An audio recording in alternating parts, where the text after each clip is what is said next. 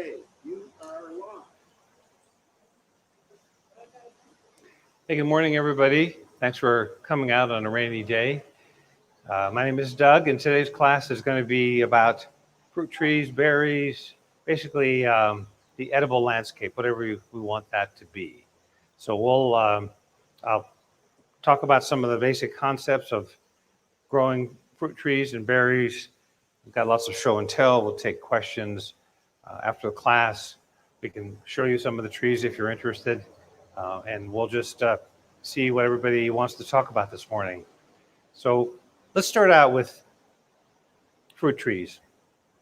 Fruit trees do really well here, but they are primarily cool weather trees. So that means apples, pears, apricots, cherries, nectarines, and especially peaches. Peaches do really well.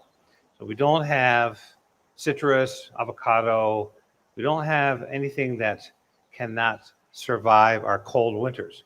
In fact, all of these trees that we have here that do well, they actually like it to be cold during the wintertime. When they're dormant, they like to have a certain number of what's known as chilling hours. Chilling hours are usually nights when the temperature is 40, 45 degrees or somewhere in that neighborhood. And most of the trees want to have at least 600 hours that are considered chilling hours. And they do, and we never really have much of a problem with that because, as you know, it gets pretty chilly at night around here. So never really a problem about a tree getting too cold because they have plenty of cold resistance. However, one of the challenges about growing fruit trees around here is that in springtime, we can get really nice mild days, and then all of a sudden we get a cold night. So these blossoms come out because the trees think, gosh, it's springtime, I better get going and start making some fruit. And then maybe we get a hailstorm or we get 29 degrees for a couple nights. That could be tough. Sometimes it can mean that those blossoms are just not going to survive. And that means also that you won't have any fruit that year. The tree's going to be fine because it likes that cold snap. But that is one of the challenges for people who grow fruit trees. So that leads us then to the really important factor, of course, in any planting is finding the right location. Everything we're going to talk about today, with the exception of blueberries, they want to be in full sun. So if you have a spot, like a low spot in your yard down below, you may not notice it, but usually what happens is cold can settle down there. And so it may not be a good place to plant a fruit tree because it may just not get warm enough. My neighbor has some trees that are close to the house on the north side. I notice it's always where the snow that is the last snow to melt. I just don't think it's really a great spot. And so some years she has good cherries and some years not so much. And it's always a challenge with the birds that want to eat the cherries. Although I always feel like, if you got fruit up high and the birds eat some of it and they're willing to share, I'm okay with that basically, as long as they don't like have Lena come in and eat everything. So that's another consideration is when you plant a fruit tree. Most of our trees over here are probably in the 5 to 7 year old range. That's when they are ready to bear fruit. And so, you may find smaller trees, but you may also have to wait before they're mature enough to bear fruit. And so the other thing about, let's say you get a tree and it's 5 years old. I mean, some of the trees out here already have some fruit on them.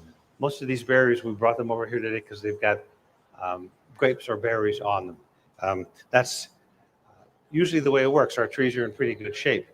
Now, you asked a little while ago about summer pruning. In general, when you get a fruit tree, you don't really need to prune it for maybe about 3 years or so. You can just let it be. You never want to just like top off your tree. That's not a good pruning technique. However, if you have any dead or diseased branches, you can cut them off when you plant the tree if you notice them. It's kind of a subjective kind of thing, and really trees need to be really a little more mature before you think about any kind of serious pruning. On our YouTube videos, we have demonstrations of fruit tree pruning that was done by a fellow from Johnny's Tree Service. And it was real hands-on. He came out here and clipped the tree and showed how to make the cuts and so on. This tree over here a little bit, I'm going to show you how I think that's too big and leggy. And so I'm going to make some cuts there. The point is really, a lot of times pruning is sort of a subjective sort of thing. Part of it can be, hey, every time I walk by, this branch hits me in the head, so therefore I'm going to cut it out because it's a nuisance. But I think that it's important that, it's the pruning be done judiciously. Don't go out there, with a chainsaw and give your tree a flat top and so on. So we have, and we also have behind here, and I'm going to encourage you when we're done to come take a look at, we've got grapes, a number of different berries. They all have different needs as far as their pruning, how big they can get. I tried to keep the tags here so you can take a look at that. And we also have some products here, and I want to talk a little bit about the use of the products and how, best practices for growing your trees. So one of the things about, let's take blueberries, for example. Blueberries are really the one exception to a plant that everything else needs full sun. Blueberries need some afternoon shade. And a lot of people here, they have decided that their blueberries are going to best be grown in a big pot, in potting soil. And that's because our soil here is very salty, it's very alkaline. And blueberries want an acidic soil. And so if you have it in the ground, you're constantly struggling to acidify the soil by adding sulfur or other products. Whereas if you grow it in a pot, you can control that a lot more easily. Because even when you start out with our potting soil, which is essentially like peat moss, the water that you put in there is alkaline water. It's our groundwater. It's salty. And so it's an ongoing kind of thing. And and also you need to protect these from afternoon sun, blueberries that is. So blueberries you have to be very careful of, but they can be really productive. A couple of years ago, I was with a couple, we were looking at fruit trees, and they had picked out a blueberry shrub, and they had the two kids on the cart. Even though the cart says, please no children on the cart, nobody pays attention to that. So while we were looking at fruit trees, the kids ate all the blueberries. And I mean, there were a lot of blueberries on that shrub. And I looked at them, I thought, this will be your first lesson in overeating fruit and, tummy problems and so on. But that tells me that they can do well. For some people, maybe they struggle with them. But it's like anything else here, gardening can be very rewarding and fun experience. It can also be difficult thanks to all the things we talk about, the animals, the climate, the soil, the lack of humidity, the rain, which has been very helpful recently. And one of the things I want to mention is most everything that we're going to talk about today is available to you. And Ken has brought up this clipboard, and thank you. If you want to receive emails or any of the publications that I'm going to tell you about, you put your name on here, and Ken will see that you get those, and you will not receive marketing emails from the dirt company or anybody like that. However, I want to show you what some of these are available. This gentleman just made a very good point. He said, I'm already signed up. The materials for this class only go out to the people that sign that sheet up. Okay?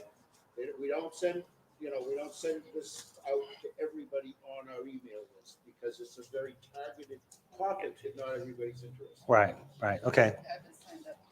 So I want to show you just some of the, I'm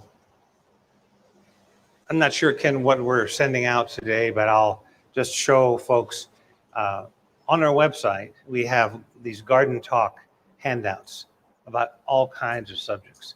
I just printed one today because it's about blueberries.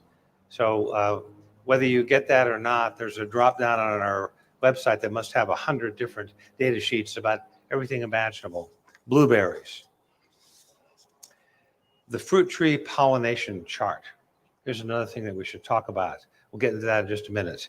And then the other, this is a free download, Ken Lane's complete guide to fruit trees. It's free. You can just download it like I did, staple it. It's up to you. If that's probably not necessarily, not sure what we're sending out, but when you receive that, you can go to that page. There's also a fruit tree timeline that tells you about every month what you can expect, what you should be doing. These are all good guides. These are all resources. You can also look at the questions and answers, everything that's available to you. You don't have to necessarily take notes about everything we discussed today. Now, we talked about pollination. Most fruit trees need a pollinating partner.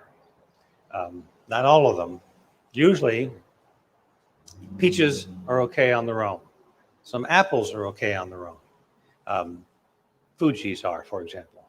But a lot of other trees, you have to look at this pollination chart that we have. So it'll tell you, for example, Fuji self-pollinator. That means one tree by itself will probably produce okay.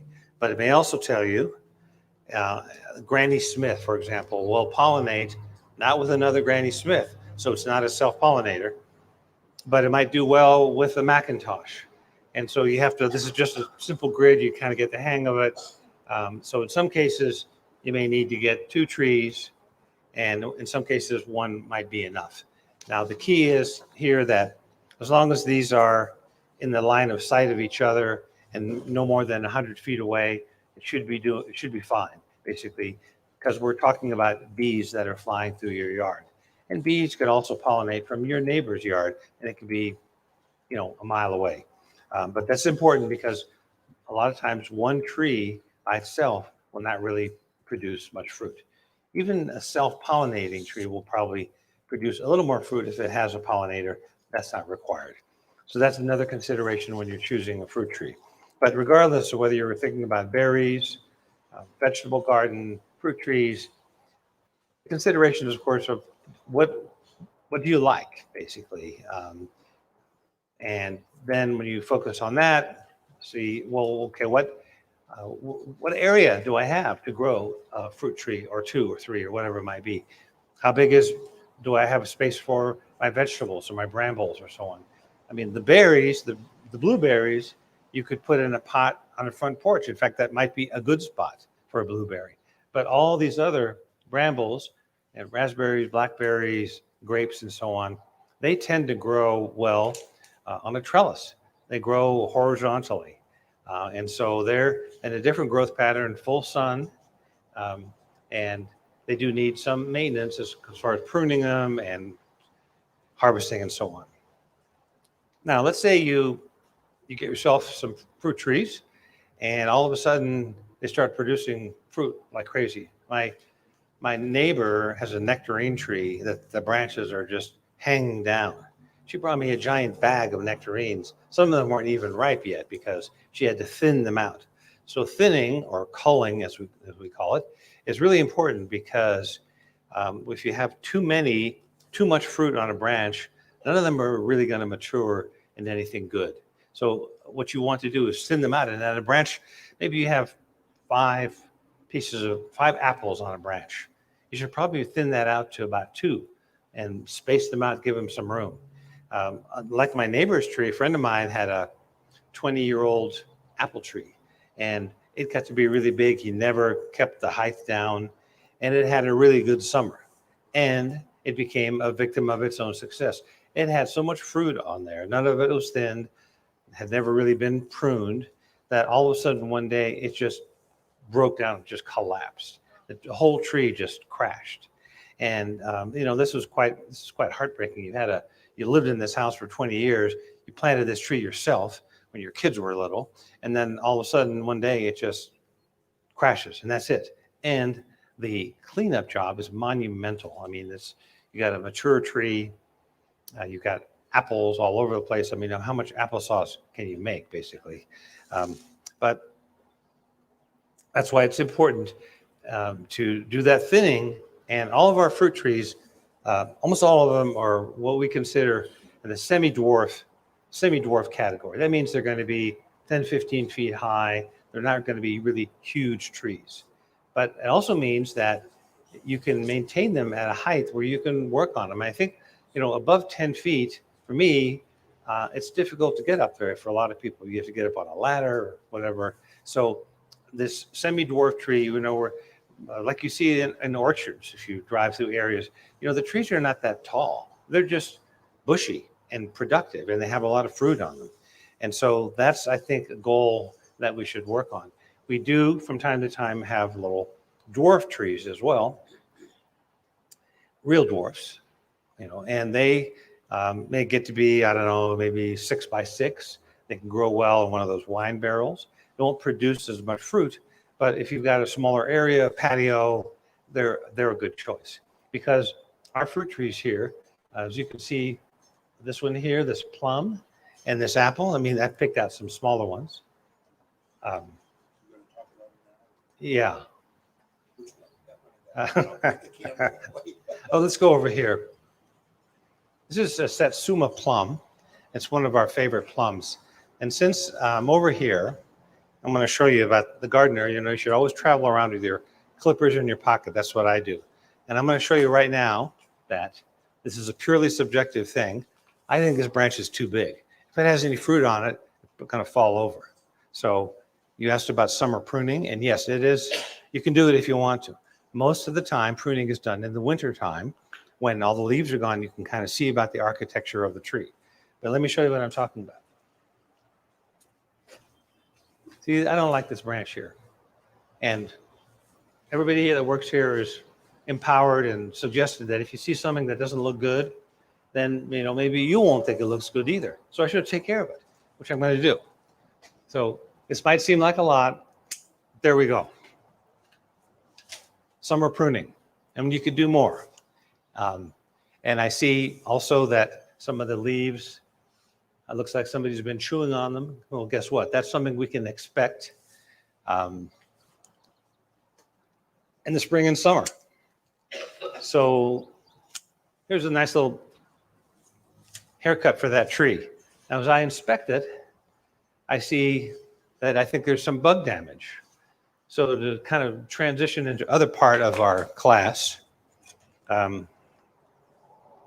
we have all kinds of sprays for aphids, bark beetles, thrips, you name it, chances are you'll get it. And that little clipping that I took off, actually, you could bring in here even a much smaller version of that. And we have a microscope, and it projects up into a computer screen, and it's about times 200 magnification. And so I can see some leaves here that have just been completely eaten. And yet we look after these all the time. But the bugs, they really like it here. There's a lot for them. But before you stress out and wonder what's happening with the tree, just bring in a little clipping like this. And we put it on the microscope, goes up on that screen, and it really helps us to diagnose what's happening. And it may be a spray of some kind. It may be oil. You may decide that, insecticidal soap or dish soap and whatever, maybe grandma had something that worked really well for her and she taught you about it. Give it a try. If it works, why not?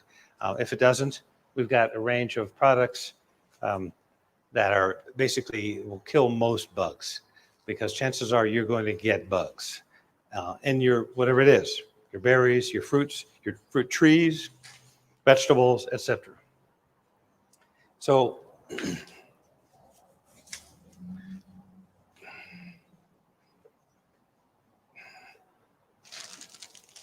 how about product here? All your fruit trees, berries, vegetables are going to benefit from this specially formulated fertilizer. It's sort of a variation on the regular fertilizer that we have, but it's got some bone meal and some calcium. And so it works really well. It's also really quite well liked by dogs. I notice when dogs come in, this is their first stop to sniff this. So when you throw it on the ground and water it in lightly, it's not going to be a problem. Just don't leave the bag open so dogs can just sort of feed at it at will. But basically, when fruits, berries are growing fruit, they're feeding pretty heavily, and they can use up a lot of the nutrients in the soil. And so 3 or 4 times a year, you can just put some more of this on. It's really easy to just drop it on there. There's even instructions here on, by size of the tree. But if you can also do, my method is just like a couple of handfuls and water it in. I try and make it a little simpler.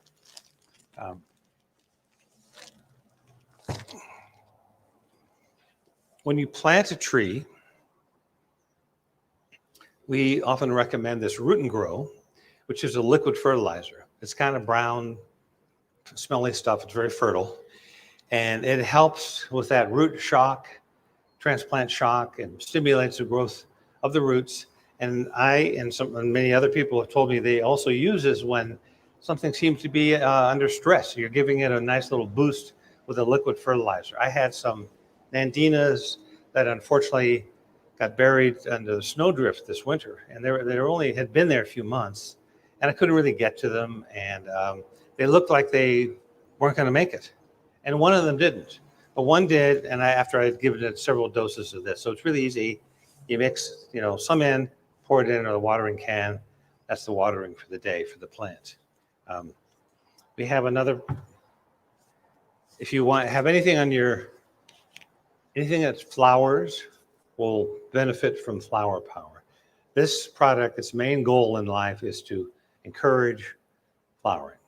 That's all it does. And you can put it on about every 2 weeks or so. And it's really easy. There's a scoop in here, 2 scoops per gallon of water, pour it in the ground, and pretty soon you'll see some nice blossoms.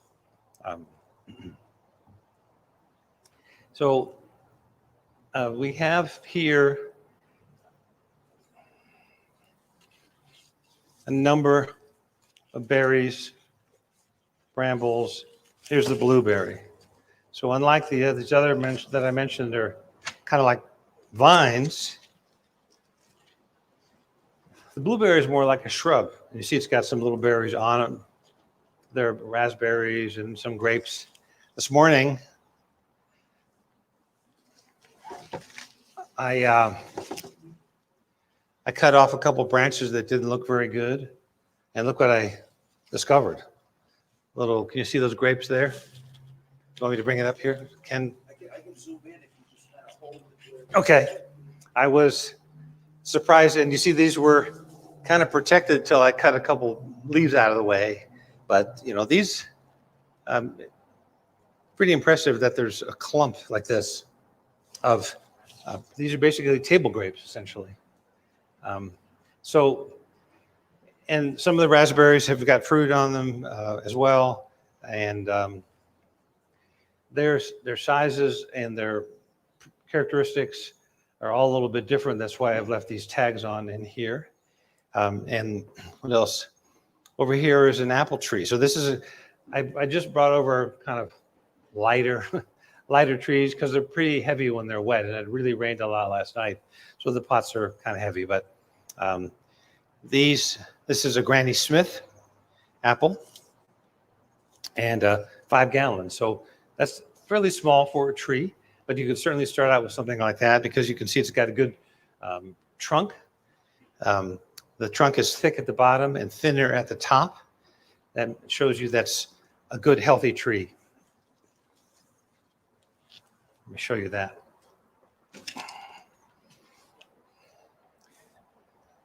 This is where the concept of taper applies.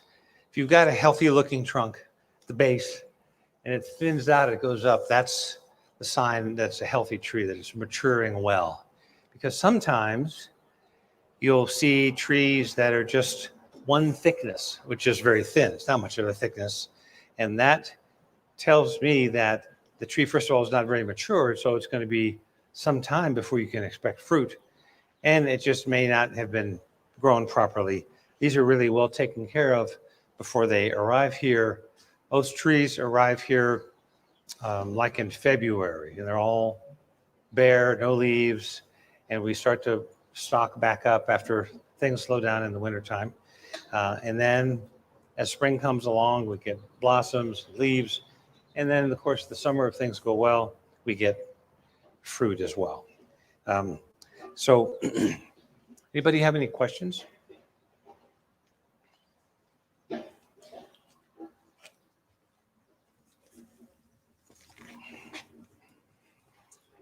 So since, yes, ma'am. About the pollinator thing, that I have a plum tree, Santa Rosa plum. It blooms too early that I don't have any pollinators. It's too cold for the bees. Come on. Um, so So I didn't get any plums. I just got beautiful flowers. you get flowers. So the question is, I'm going to repeat the question for those who are online. The question is, you get your flowers too early and cold weather Yeah, it gets them basically, and so then you don't get fruit. yeah, because there's no pollinators at that time. It's too early for the bees to come out. Well, I don't know. I think maybe we could talk to Mother Nature and see if we could make some arrangements. But we're sort of, that's what I'm talking about, is that the cherries are among the earlier plants. Pears and apples, they bloom and they produce fruit later. So they start their blossoms later. So they're more likely to hang on to them because by then it's going to be warmer. But if you don't have a pollinator, if you just have one cherry tree, it may or may not work because most cherries are going to need a pollinator. Plum. Yeah. Well, same thing. Same concept applies. They need more than one tree? Yes. For the plums to pollinate? Yes. Oh, so there you go. Yeah, because this year we didn't have any frost at night, and I went into the grass, and I have plums. And then when they were this, when they're this big, we have that freeze at night. The old crop. Yeah. So this is one of the challenges of gardening in the mountains. The weather in the mountains, it can be cold at night, and it's not always friendly to our fruit trees. And sometimes it can be also about location. If your tree is growing by a nice rock wall that absorbs the winter sunshine and keeps it warm around there, it's nice. If it's in a little hollow where the cold air just collects, maybe not so good. And on top of that, it's just sort of can be hit or miss. I had irises that just had bloomed beautifully, beautiful flowers after I'd separated them and everything. And I had been actually overseas on a trip. I came home, there they were, they looked great. 2 weeks later, we had a 45-minute hailstorm. There was not one single flower left.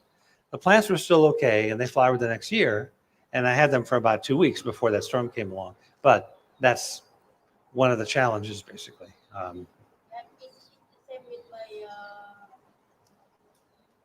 what's that? The big flowers. Mhm. I can't remember the name. Okay. Well, And how about we have that big rain. The leaves are gone. So I said, okay, like caterpillars eating them, because there's no leaf left. right? And I look around and all the leaves are down because I think it was a hail or rain. Down. We had the hailstorm recently. These folks came in, this gentleman came in, and he had a video of the golf ball sized hail in his yard. It knocked off the leaves on most everything. And he had stucco damage and roof damage on his house. But he went out of his way to point out that those beautiful ceramic pots that we have here, he had a bunch of those. Not a single one had a mark on them. He said, these are bulletproof. They came all the way from Vietnam, and it was worth every bit of it because my house and my yard are in shambles, but my pots are okay. So That's also the plants. yeah, yeah, protection if you can lift them. I was gonna say, I have a plum tree. When it came to the house, it was very mature. And when I took over, I was making sure everything was done in a timely manner. The fertilizing that I did here and pruning it. And I told my guys never more than a third. Well, I got 40 plums this year, which is not very many. All the foliage is all your sprouts, your water sprouts, the apple tree and the plum tree. They're supposed to grow in more lateral, right? So I've got all this waste. That's why I'm going to do summer pruning, is to cut back on some some of that, the bigger. Mhm. But anyway, so I kind of got these nice plums, not very many, and they all burst open. And that's my question today is I looked up diseases, pests, whatever. Do they get waterlogged? Because where the stem comes down, there's a hole, or a dimple in the plum. And I'm wondering if that fills up with water because every one of them burst open. So I Okay. ended up cutting them up and eating them that way. Yeah. But they exploded. So I don't know if everybody heard the question, but she's got a plum tree that seems to be coming back nicely. After she bought the house, she's taking good care of it. All of a sudden this year she had 40 plums and they all burst. Now, I don't think I've heard about that before. It could be the water in combination with the heat. And then yesterday, my grapevines, I've never seen them in normal size. They're always tiny. I think the insects come through and take them away for them to get big. But right now, some of them are starting to turn a little red. And I wanted to see if I haven't asked anyone here if that's the variety of small grapes. But I haven't done that yet. But I tasted it to see if it was ready. All the little red ones and first they look like the baby plums. So do they get waterlogged? So what I would recommend, she just sort of following up on this question about waterlogged fruit. What I would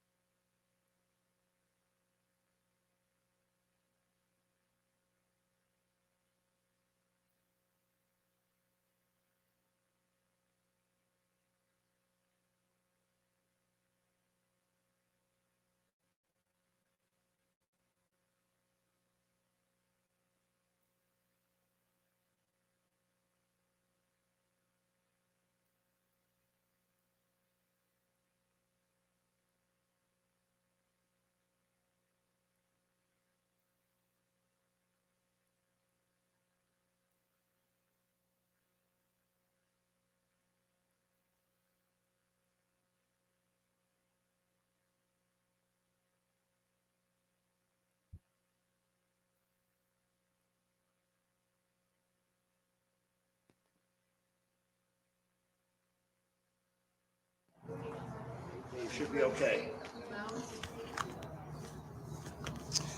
Okay, I think we're back in business. Hold on, I come a little closer.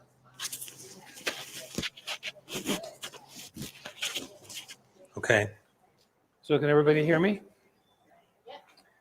So what I'm recommending to you to try and answer your question is that, just like we talked about here, bring in some of those affected areas of the tree. It doesn't have to be real big.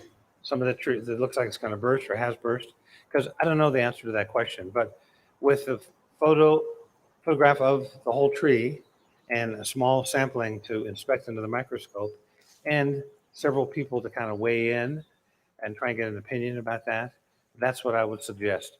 So many times, people come in here or they call and they'll say, the leaves are turning yellow on my apple tree, pear, maple, whatever it might be. What's going on? Well, the problem is that there could be 150 things that are going on, and so we try and narrow it down so that we're just not just speculating. And if we're going to recommend a product, that it's going to be the right product for the application. So, any other fruit tree questions or problems? I have one online. Chris asks, how long will it take an apple tree to mature the fruit bear? If people can't hear me any more than they can anybody else in the audience, so you can repeat. Okay, so we have an online question, and someone is asking how long will an apple tree, how long would it be before it can bear fruit? And usually, fruit trees in general are in the 5 to 7 year range. That's when they're ready to bear fruit. Doesn't mean that there's any guarantee that they will because of weather conditions and so on. But at 5 to 7 years, they're ready to bear fruit. Just like this one here, just like most of our trees are at least in that age category. So, if you bought a tree, it's maybe a little bit late this season to get fruit, but I can see some apples on the trees across the way there. So 5 to 7 years is kind of a general benchmark for most trees. Any other questions about fruit trees? Because I wanted to talk a little bit about vegetable gardening. That's okay. Part of the edible landscape. In the springtime, of course, we have all the spring vegetables that everybody loves. Tomatoes, peppers, eggplants, all of those. And as you probably know and have heard many times, planting should not be done until after Mother's Day. It's too cold at night for those summer vegetables. They want the weather, the temperature, the low temperature at night to be 50 degrees. And in May, we oftentimes aren't there, even close to that. And so, yeah, you can put them in the ground. They might survive. They might just hang in there, do nothing, or they might just die. But once we get that warm weather, and once we get past the hot and dry month of June and windy, which is difficult for vegetables, and we get the humidity that we have now, a lot of these plants will take off. You can see some of them here. Basil, for example. I used to plant basil in June, water it every single day, and the leaves would curl up because it was so hot and dry. And then it would rain. And by about the second rainfall, all of a sudden, basil was just blossom, just going like crazy because it wanted the humidity, which we couldn't provide it. So a lot of these plants, they're tropical plants, so they like it to be humid. So, we have all kinds of tomatoes. I think cherry tomatoes do well here, but it's kind of whatever you like. We have many varieties of tomatoes. But the other thing about vegetable gardening is that, you can also plant a fall crop. So in September, we start to get plants that you can put in the ground. They're going to probably last until it gets really cold, maybe in February. And those are going to be all the leafy green vegetables. So that means spinach, lettuce, kale, broccoli, cabbage. A lot of those will grow really nicely in the fall. And depending on how cold it gets at night, they're going to keep on going for a while. But lettuce does really well. So usually what that means is by the time that garden is winding down, that winter garden, you can start prepping the soil for the summer garden, knowing that in May, you're going to do planting of whatever you like. For most people, it's tomatoes, peppers, eggplants, artichokes, and herbs do really well. We have a lot of rosemary over there. Rosemary, lavender, and thyme are perennial herbs that you could put somewhere and just keep them there for a while. Maybe cut them back at some point in the winter if it gets a little bit leggy, but they should come back pretty nicely. So you want to take a look at some of these berries? I'll bring them up here for us. Are any of you thinking about growing some berries on a trellis, fence, whatever? Nobody? Yes, ma'am. I have a raspberry, and I'm not very much of a gardener yet. I planted it, and it died, and then all of a sudden it came back, and it's huge, but it's just straight up. All these things, they're like this tall, and they're going straight up. The first year, so I don't have any fruit on them, and I understand that part. Do I need to train them on a trellis or something, or I don't know? Right. Okay. So the question is about a new berry that at first seemed to get off to a slow start, but now it's making up for lost time and is growing like crazy. And of course, it has long branches. And yes, you can prune those. Each one of these berries is a little bit different. Some of them you want to be careful of because they're going to bear fruit on last year's growth. And but some are not like that. So it's important to check each one. But as far as training, yes, they should be trained. It's going to help them because they are basically vines. And if they just go down the ground, that's detrimental to the fruit, easier for bugs to get to them and so on. So up on the fence, on the trellis, along a wall, that's why berries do well because they can they can fill in nicely on a wall, like a vine, which basically they are. See, that's my problem, is I have two blackberries, and they are horizontal, they're growing, and I've got a wire, and I'm trying to train. This raspberry is just gotten, comes out to here, and everything's going straight up. It's not growing horizontally. Some raspberries are- So is it a specific kind of raspberry? Because I don't know how to train it on a trellis if everything's going straight up. Sounds like water sprouts.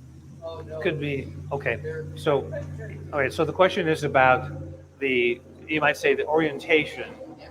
of the plant. And even though it's growing up, ideally you want it to grow out. And if you've got a trellis, the thing to do to start training it is to take one of those branches carefully and attach it with maybe a little cable tie gently to a piece of the trellis. So you're encouraging it to grow. Ideally, height is not so important here. It's having them spread out so you've got plenty of room to grow. That applies to most vines. And so that would be the best way to approach that.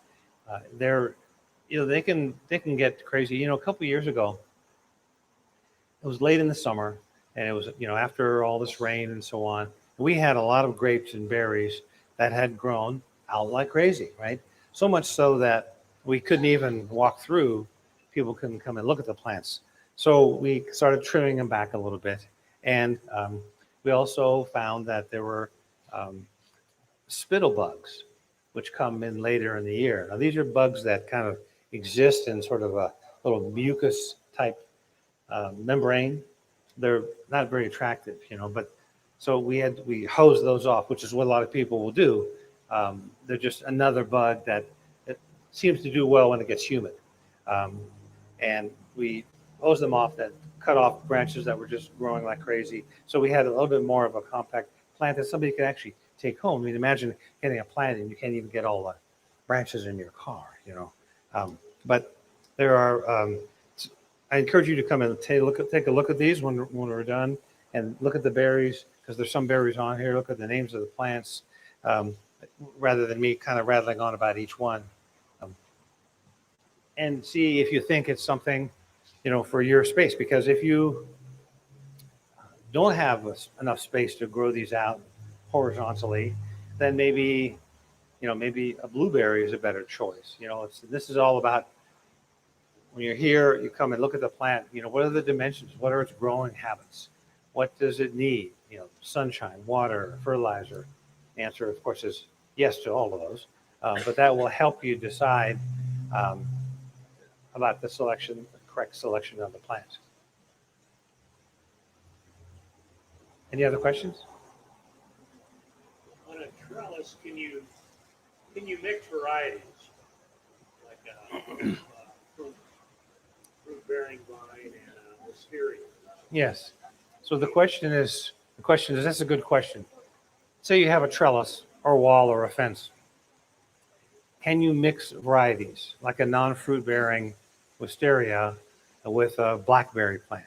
And the answer is yes. I mean, ideally, you don't want them choking each other out and fighting for space. They're going to get close to each other because that's what they do. But yes, variety is okay. I think maybe you have some honeysuckle in your yard also. It will do well. So it doesn't, as long as you stay away from something that's invasive, like maybe ivy. Ivy I wouldn't put next to my berries because it's going to try and take over. Or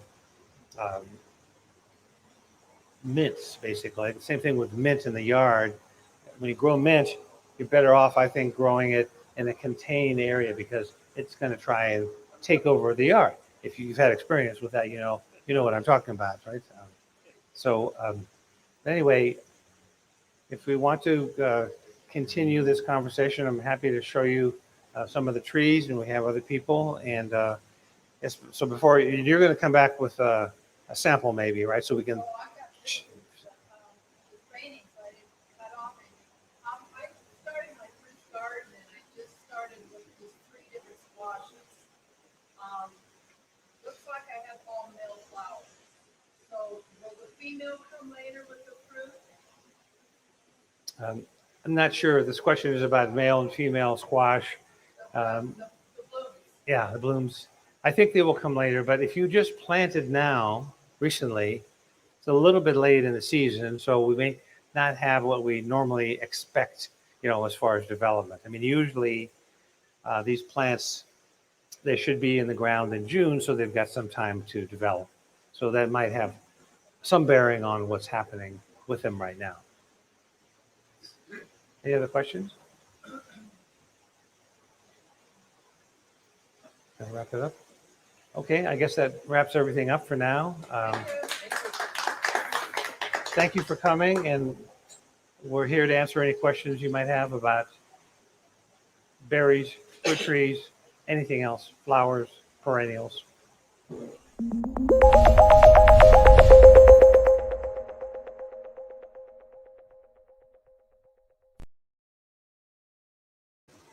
And I've got this raspberry in the corner. It's absolutely useless.